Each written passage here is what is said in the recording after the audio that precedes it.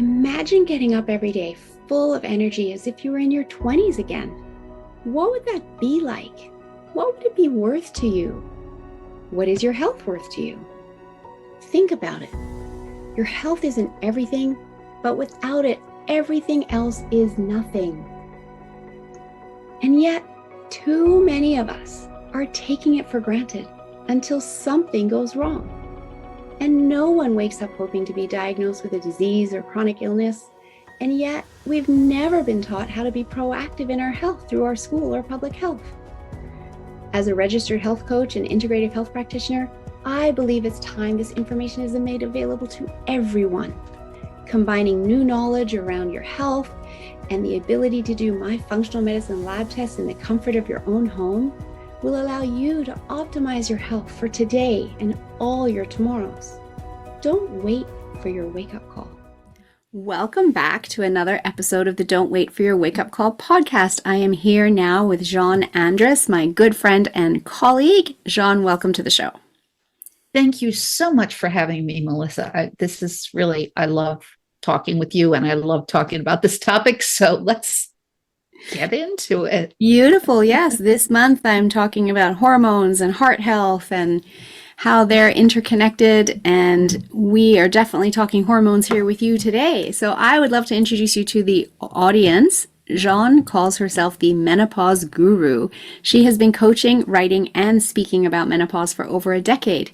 She's the author of the internationally best-selling I Just Want to Be Me Again book and the host of the podcast Menopause Matters. Her approach to resolving menopause symptoms is wildly esoteric, rooted in her own blend of coaching known as Menopause Mastery Coaching, bolstered by hypnotherapy, NeuroLinguistic Programming, Reiki, yogic breathwork, and a love for science and anthropology. So welcome to the show, Jeanne. Thank you so much for having me. And I would love to just dive in and ask you, what led you to where you're at today? You said you've been doing this for about 10 years. So share some of your story, please. So I can't believe it's been 20 years since this journey started. But when I was 48, I was going through perimenopause. My periods were incredibly regular. I didn't have any symptoms that you would normally think of as menopausal. I didn't have hot flashes. I didn't really have mood swings. I didn't have, as I said, my periods were more regular than they'd ever been in my life. But I had some symptoms that people might not normally think of when they think of perimenopause. I had low libido. I had depression, and I had anger. So I was mad at the world. And I was mad in particular at what is now my ex-husband. And we were going through a lot of difficulty in our marriage. And I thought that everything that I was going through came from that. I went to my doctor. I went to my gynecologist. I moved and went to a new gynecologist. Not one of them mentioned the word perimenopause, much less menopause. A couple of them said, "Oh, is anything going on?" Is anything going on? Isn't there always something going on? I'm a 48-year-old woman living in the United States and doing a fairly stressful job. Of course, my life is crazy and turned upside down, but I didn't connect it with my hormones or this change that was happening that I really knew very little about, because I have a mom who didn't say the word sex, much less period, much less menopause. I didn't have older sisters. I didn't have cousins I was close to. Most of my, quote, girlfriends were work colleagues, and they were much younger than I was. So I had no information. So I was going through this, and my marriage fell apart. I moved 1,800 miles from New England to Alabama in and I switched jobs, and my dog died, and I was just going through a tremendous amount of upheaval. And I thought that was it. I decided at that point that if I didn't get healthy, it would kill me because I was eating myself to death.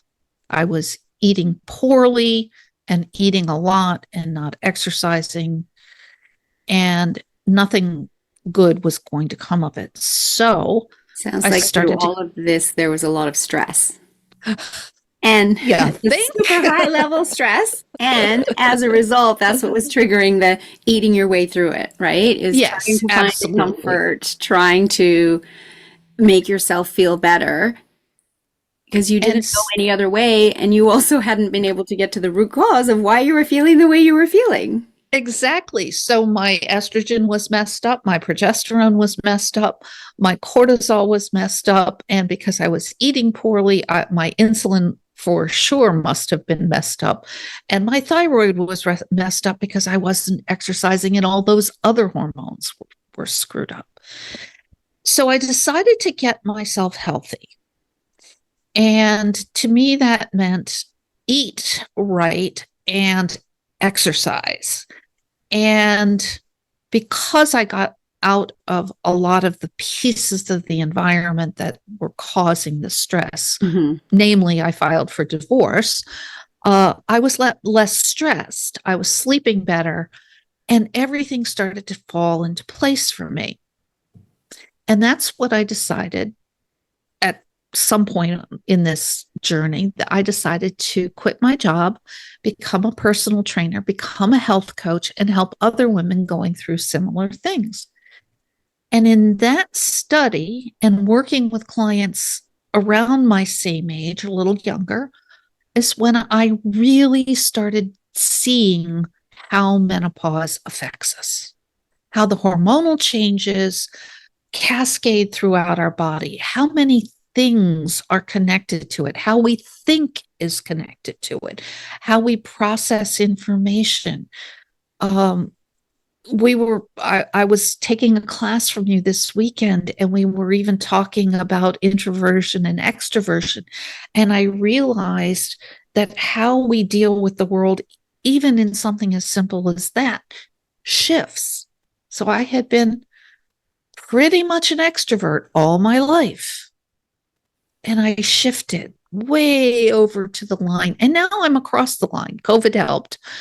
Not going out of my house for 2 years kind of helped. But now I'm really solidly an introvert.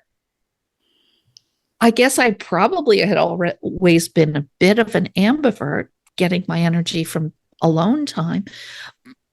But the way I dealt with the world shifted, the way I thought shifted, the way I felt shifted, both physically feeling and emotionally feeling. All of that shifted. And I started looking at why all of these things happen. And there's a site out there. It's connected with a menopause remedy that's designed to be a bit natural. It's got some herbs in it. It's got some other things. It's not a prescription. I'm not going to tell you the name because I don't particularly endorse it. But they have a site that's called 34 Symptoms. And somewhere in their 34 symptom message to the world, we started believing that there were exactly 34 symptoms of menopause. And I started doing all this research, and I said, wait a minute, this one's not on the list. This one's not on the list. This one's not. My list now has over 100 symptoms that are connected to these hormonal shifts. And it's not just progesterone and estrogen, because the way estrogen works in our bodies is that every cell in our body has receptors for estrogen. And most of the major hormones in our body interact and work differently in the presence of estrogen. So specifically, insulin doesn't work as well without estrogen. Cortisol is modulated or dampened by estrogen. So the way our alert system works, our fight or flight response, is changed because we don't have that estrogen anymore. And so cortisol hits us more strongly. And instead of being able to suppress that and think through the danger, as long as it's not super high, there's a point. But as long as we're modulating that cortisol, our forebrains take over way more than men's do. So women can actually think through a crisis better than men. I know they don't think so, but there's research to show this is true. The way our thyroid works is not the same without our estrogen. And the way our cells uptake T3, the active thyroid hormone, is not the same without our estrogen. So we've got all of these interactions going on. And so we have to think in terms of how many hormones do we have that are out of balance. And so Menopause Mastery Coaching begins in figuring out how those things are imbalanced in our bodies. And then how can we fix those? How can we maximize our hormonal balance as naturally as possible? Because I'm just going to say there that the word balance is what is so key here. The body always wants to be in balance. And yes. So yes, there's many benefits of estrogen that you're talking to and why we need it. However, I just want to say this to make sure people aren't listening to the podcast and decide they just need to go take a whole bunch of estrogen. No. Too much of a good thing can be a bad thing. And we want balance. And we want that balance between the estrogen and the progesterone. And that's what, and the rest of those and things. The rest of those, that's a starting point though, because when we have too much stress and the body's busy trying to make cortisol, it's not producing as much progesterone, and then we can get that imbalance between estrogen and progesterone. And yes, it's a starting point. We want that balance. That does impact ongoing cortisol production, ongoing thyroid production, insulin production, etc., etc. Absolutely. So we can get out of balance between estrogen and progesterone on a monthly basis for women who are still having their periods. Mm-hmm.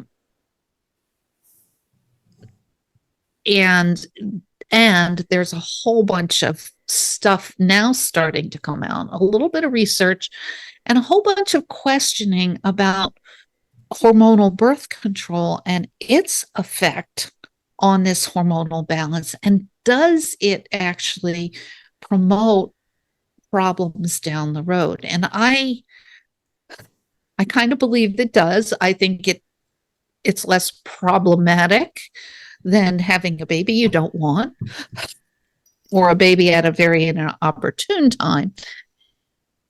But I'm beginning to see how that long-term effect of hormonal birth control can be problematic, especially as we get into these menopausal years.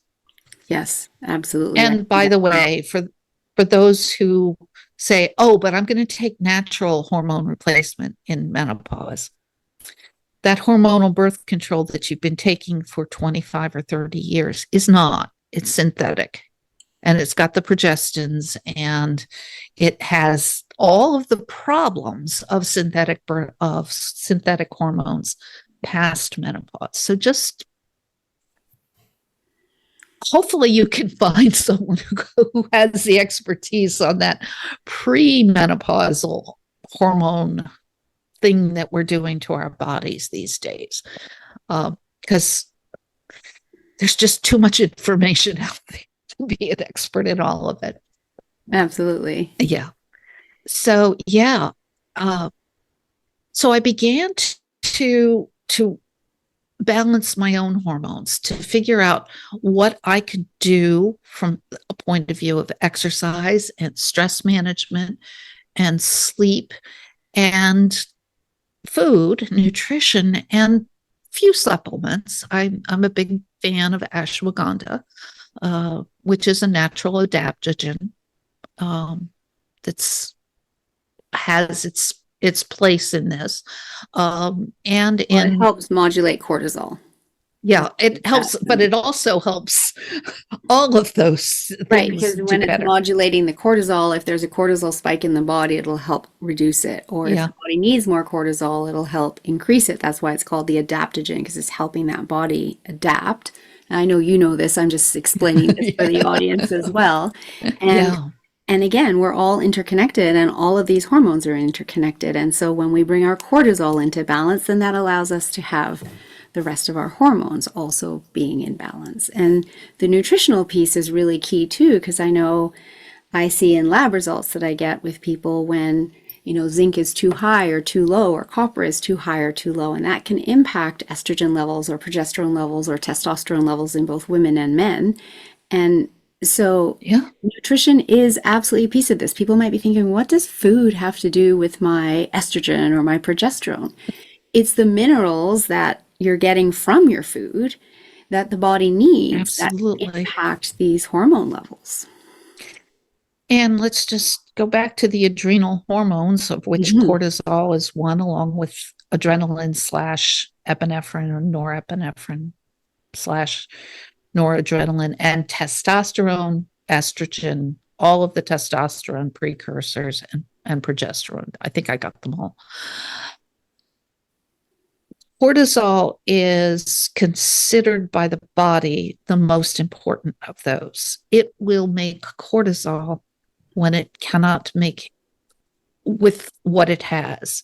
And it will basically take all of the precursors and make cortisol. So that when you need that cortisol to handle stress, that's what's being made. And none of the rest of them are, except maybe adrenaline. It likes adrenaline. It likes to run from... Because the cortisol and the adrenaline help you get to safety, and that's what it's trying to do at that point. It thinks it's the one that deals with snakes. By a lion or snakes. Or snakes. Or alligators, or rather than, it's not actually a life or death situation that you're in. You're under stress, however, our lizard brain doesn't know the difference.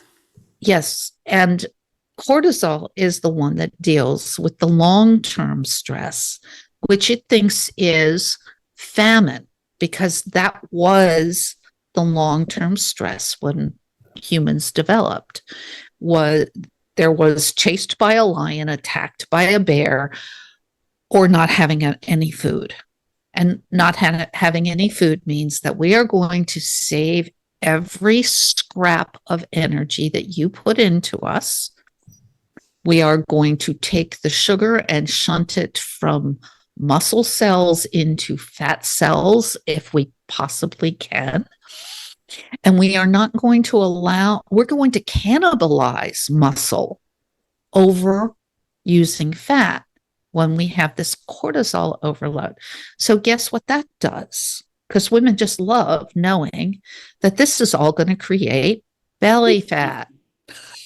Yes. And it is belly fat. It is specific. Cortisol loves to store in the belly and around the organs, the visceral fat. And this is really, number one, the visceral fat is dangerous. And the belly fat is something that we all just adore, right? Sign me up. No. Exactly. Sign me up. So we're now looking at, let's bring the cortisol down. Let's get the insulin back working the way it's supposed to. Let's build some muscles so that we can use that belly fat for what it's meant for, keeping us going. And let's eat enough. And this is another thing. I don't know about you, but I grew up with calories in, calories out. Fat makes you fat. Yep. And sugar is better than fat. Yep. Wait a minute. By the way, cancel, cancel, cancel, cancel, cancel, cancel, cancel, cancel, cancel. Something I learned from Melissa. All of those are wrong. Every single one of those is nutritionally unsound, but you can go into a hospital today and talk to a registered dietitian who will tell you every one of those things. Yep. And they're very, very bad for you. And it's very wrong, and it's based on false logic, all of it. And the biggest one that's the false logic there is that if you don't want to be fat, don't eat fat.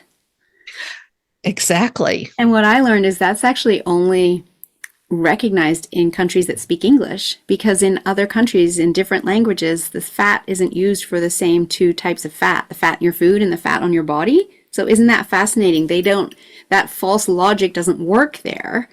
And you look at where a lot of the obesity and diabetes is in the world, it's in the English-speaking countries where in the 80s, our governments decided, looking at all the heart disease and the obesity, we've got to put a stop to this. Oh, let's tell everybody not to eat fat if they don't want to be fat.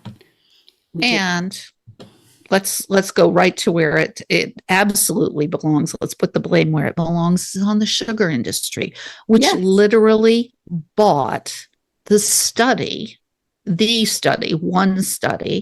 that came out with, it's not the sugar, it's the fat. And we created all of these diet foods that are low fat and full of sugar. Yes.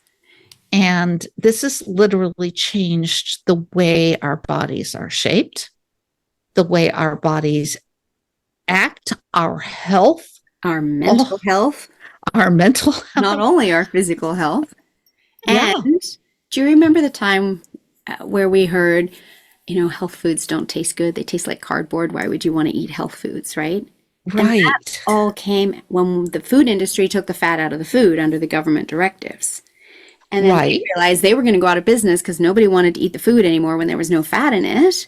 So they put sugar in it. Exactly. Which is highly addictive to human beings. Or they put in fake sugar, which is not highly addictive and highly toxic. And cheaper to make, so they wanted to put more of that in. Right. And then they created high fructose corn syrup, which is a topic for a whole nother podcast. We could go on and on and on about this stuff.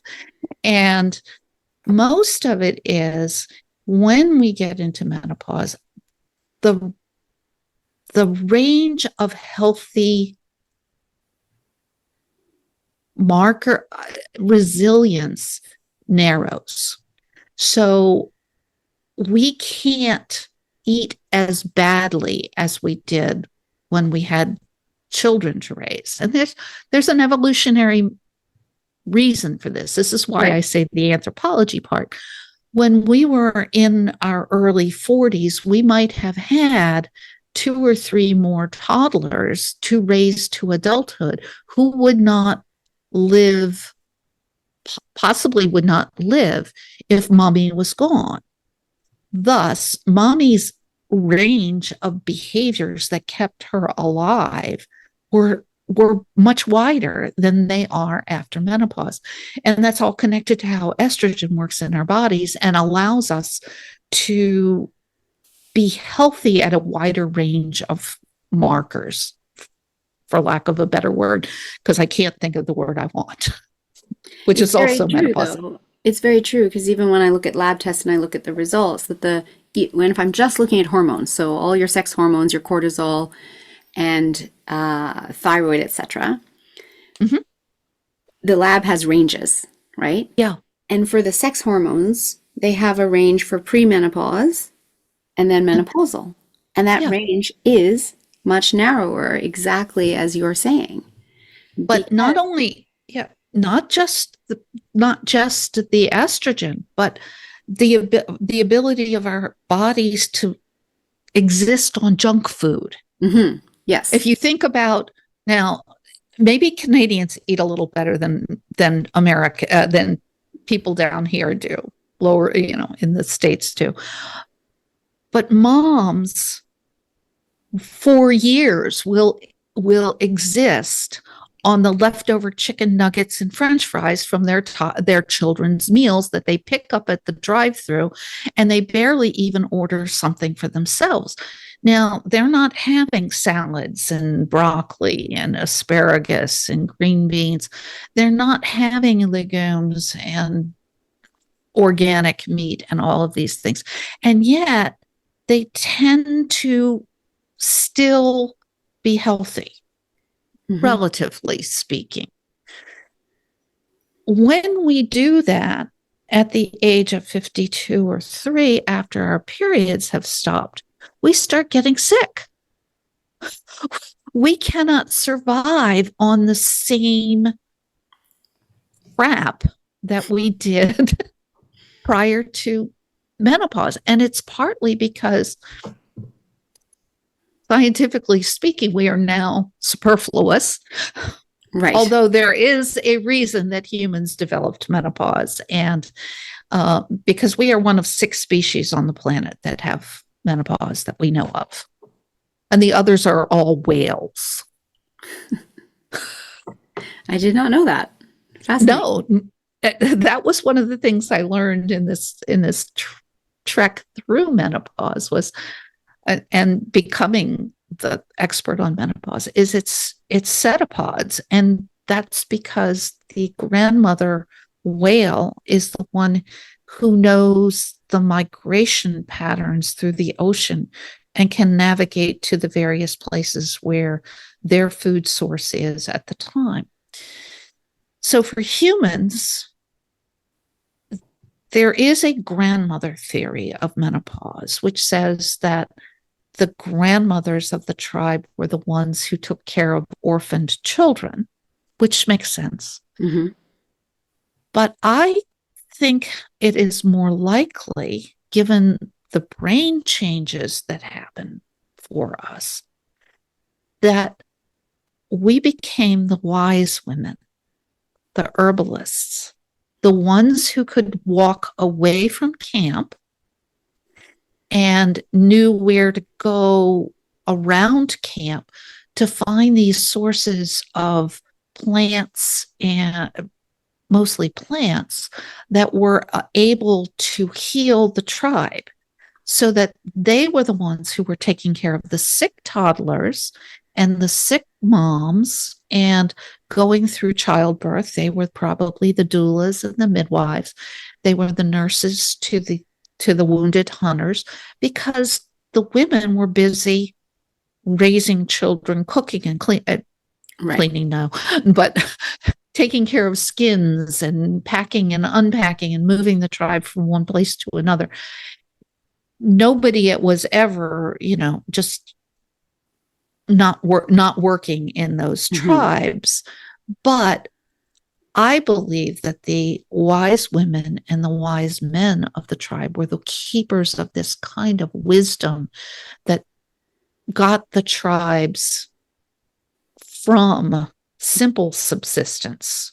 If we don't eat today, we die, through learning to care for one another and preserve foods and all of this stuff that we eventually learned as humans that made us at least the dominant species on the planet. Whether that's a good thing or bad, that's another whole podcast too.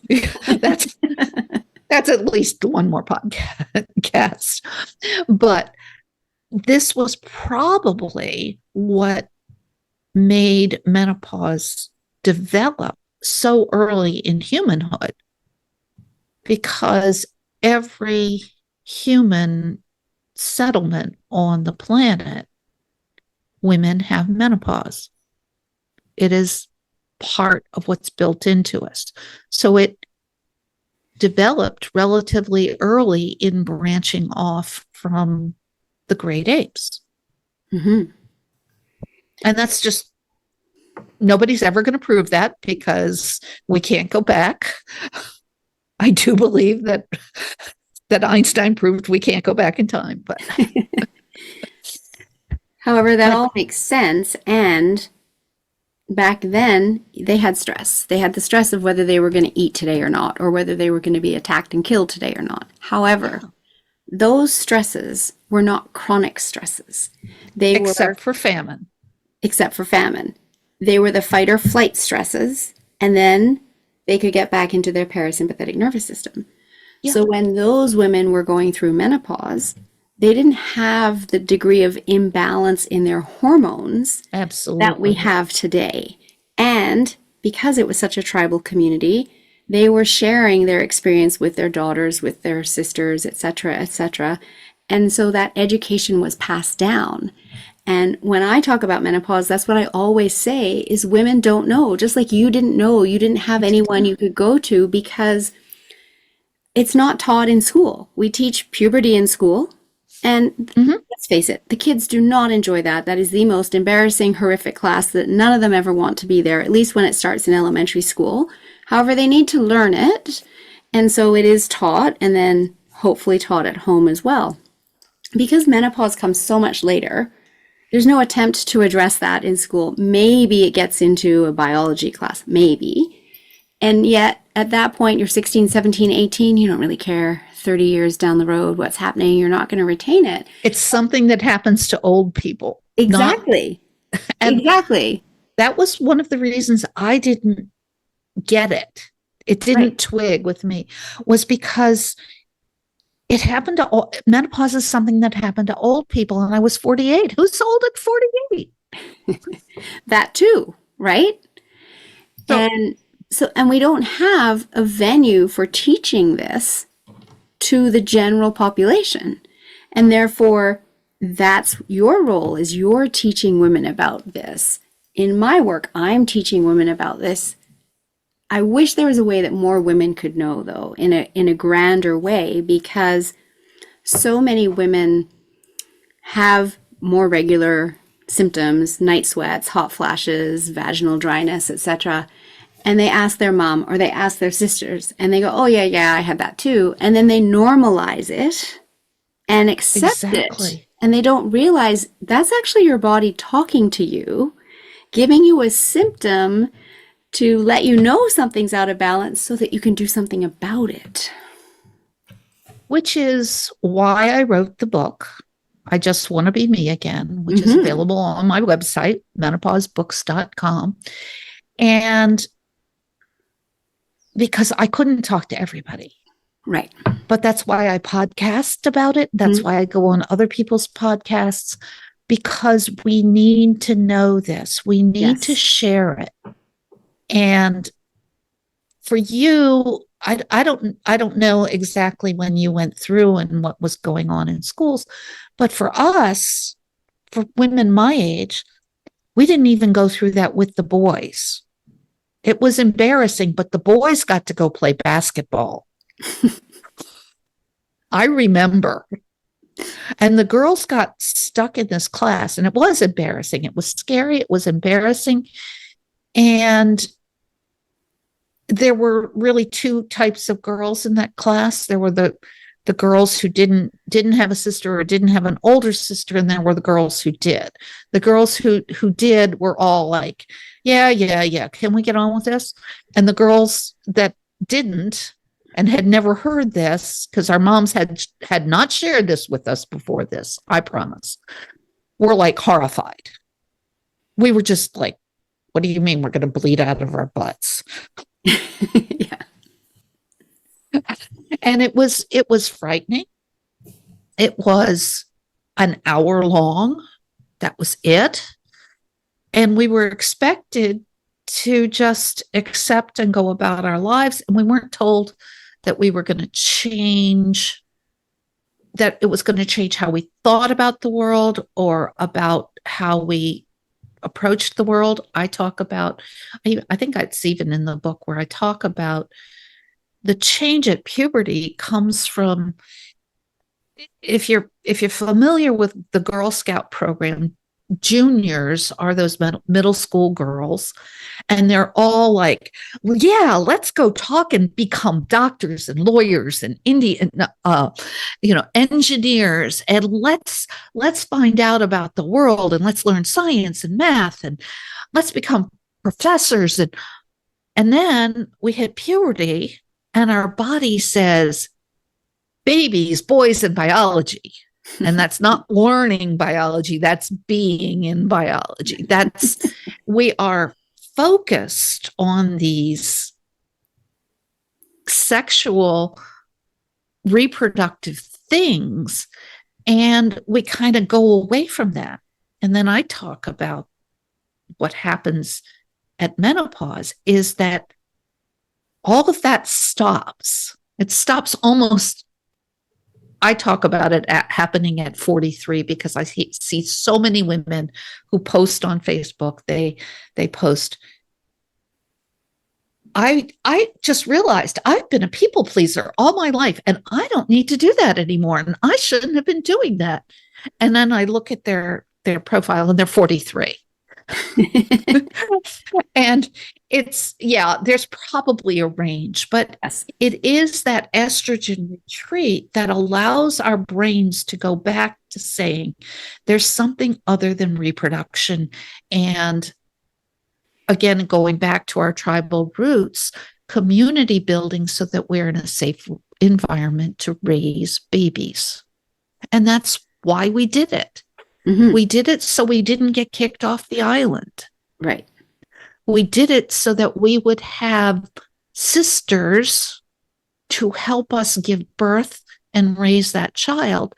And we did it to make sure that the men of our tribe were still coming back and, quote, bringing home the bacon, almost literally. and the rest of the woolly mammoth too, in which we could survive. Men could survive without women. Men can survive without women in a tribal setting. They could go off and hunt either in a small group or by themselves and survive perfectly fine. Women who've just given birth can't. They need support. Mm-hmm. And they need support to raise that child beyond what your cat takes, which is 6 weeks. And she almost dies, by the way. I've seen a cat. My cat is the child of my cat actually is the mom of a litter who almost died because she wasn't getting food. She was wild. And she moved in with her kittens and she was almost starved to death because she had been taking care of those kittens for almost 4 weeks without being able to hunt. She's never moved out since. She likes her food. 3 meals a day, please. And so I agree with everything that you're sharing here. And the men surviving without women only for that generation, of course.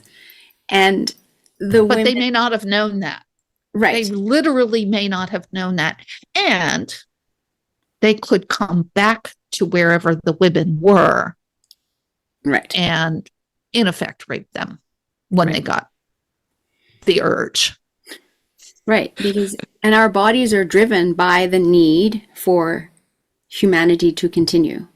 Yes, which absolutely. is why at puberty, those girls are switching over, because that's just the survival mechanism of humanity.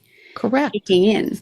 And then it's also interesting because I know when we hit menopause and go through menopause, that's when the women, as you were saying, that's when they might get back to that science, that engineering, that whatever it is that they are passion, here purpose. Exactly. And at that point, the men are now actually coming home and tend to be spending more time at home.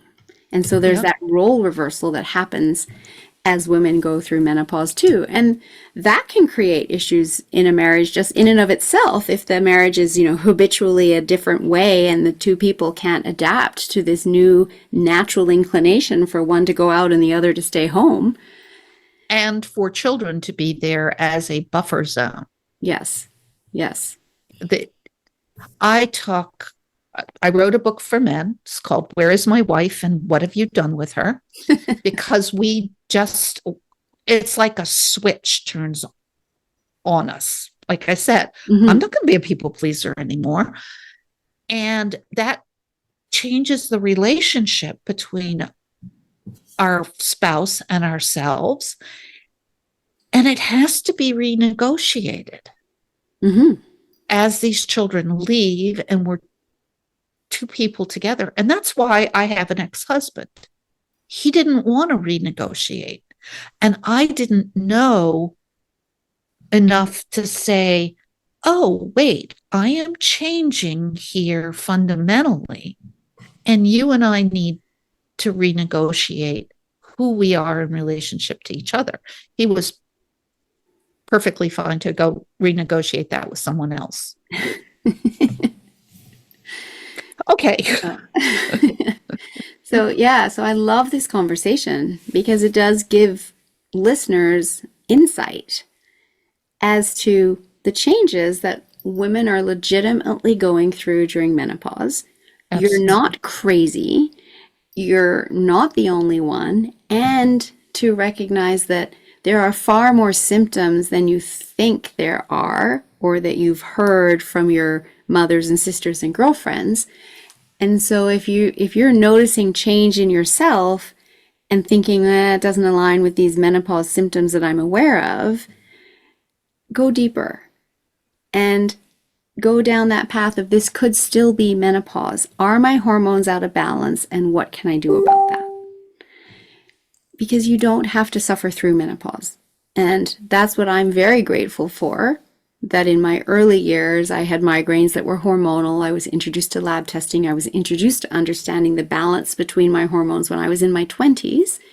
And 20-somethings today, and even teenagers today, can pay attention to this because PMS is also not normal.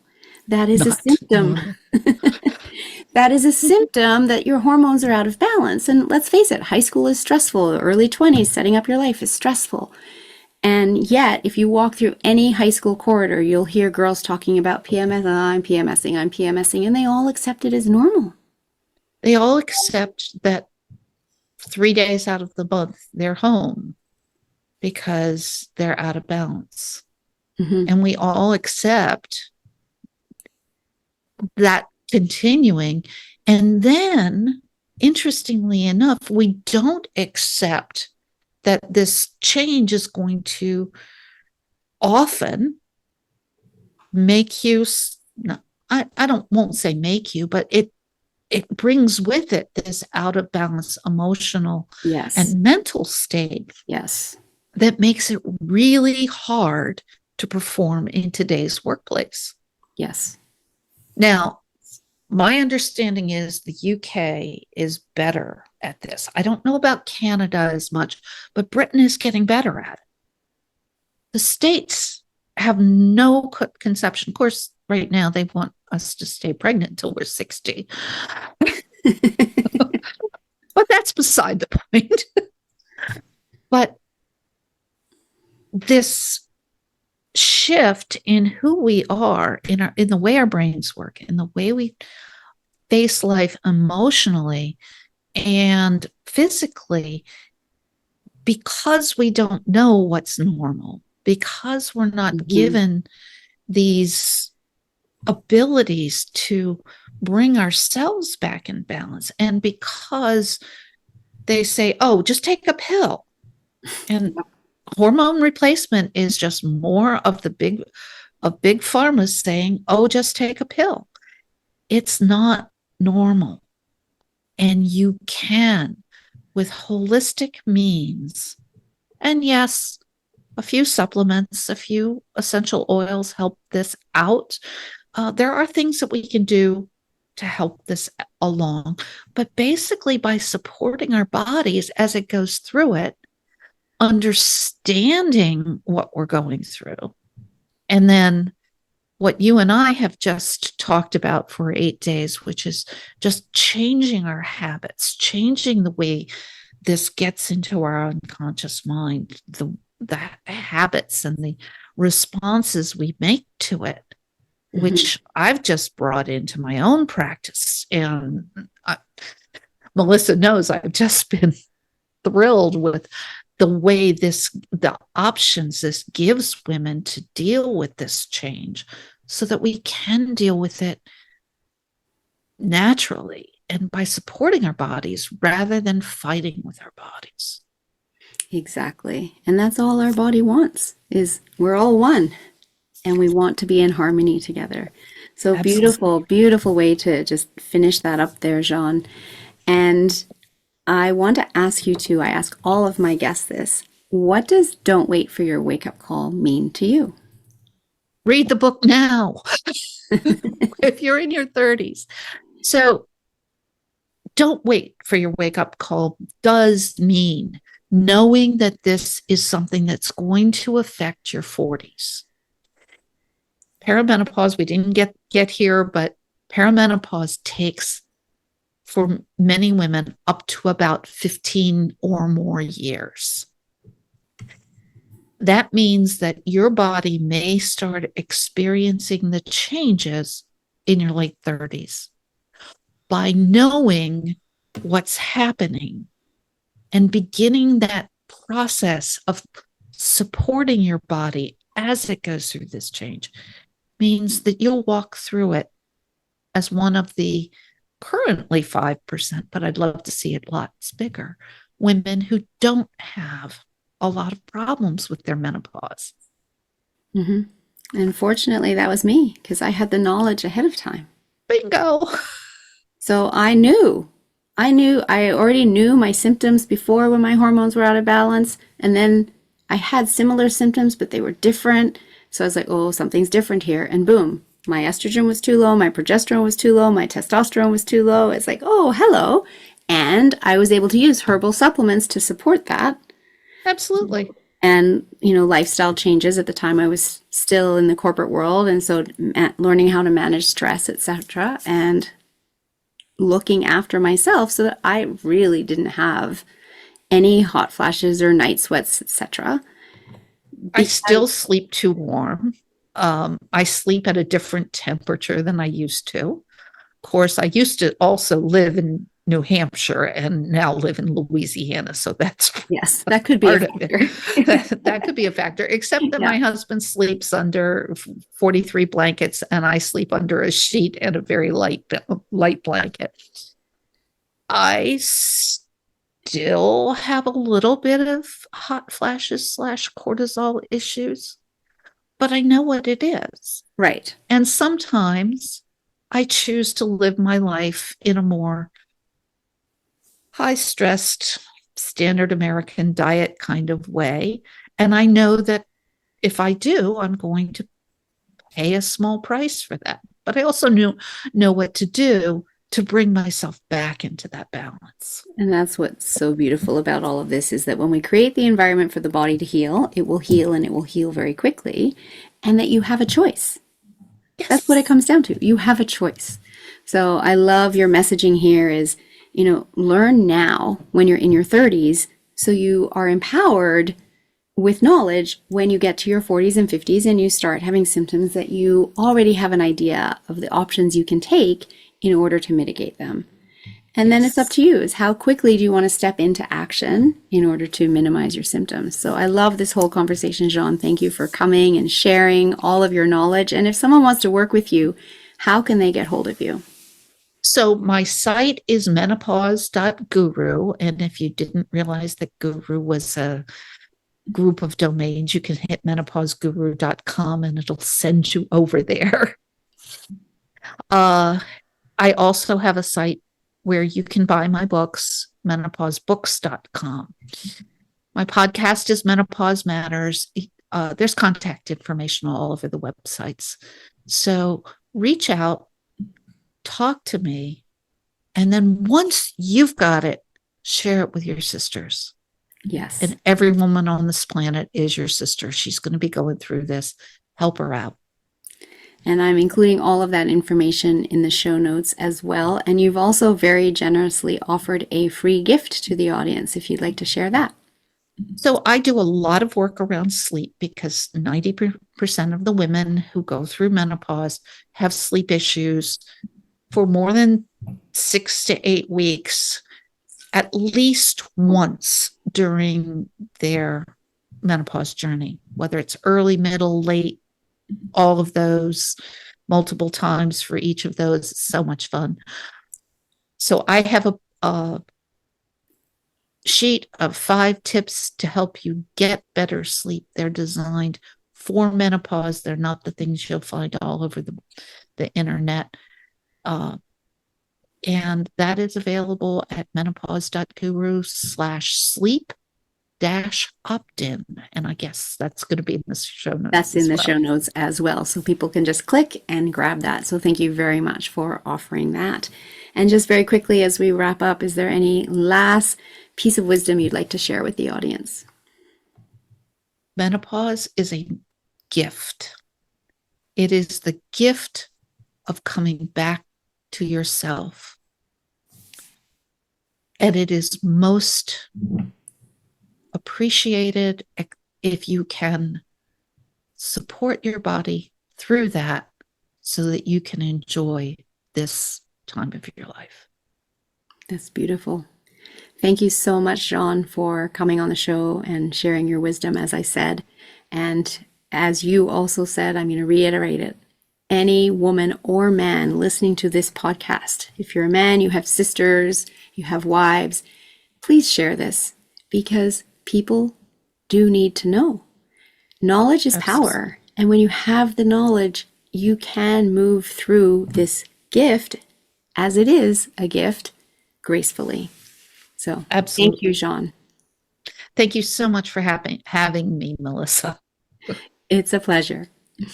Are you a practitioner or a coach listening to this? If so, I would love to ask you, do you use hypnotherapy in your practice working with clients? And if not, would you like to? The power of hypnotherapy is limitless. And so often we experience our clients struggling to reach their goals.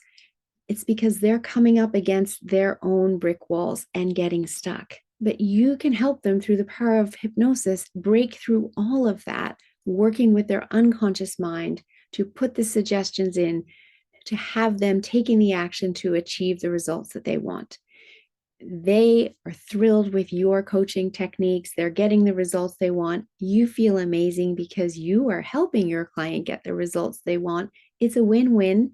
And another win is that it's an added revenue stream for you in your business. So if you like the feel of helping your clients get the results they want, if you like the sound of that, then definitely reach out, melissa@yourguidedhealthjourney.com, or click the Linktree link below for my Unlimited Power of Hypnosis class to learn more. It's a weekend designation program that I teach, valid in 42 countries. You write an exam after taking the experiential course, and you can be admitted to the American Board of Hypnotherapy and start using hypnotherapy one-to-one with your clients and have them achieving the results they want.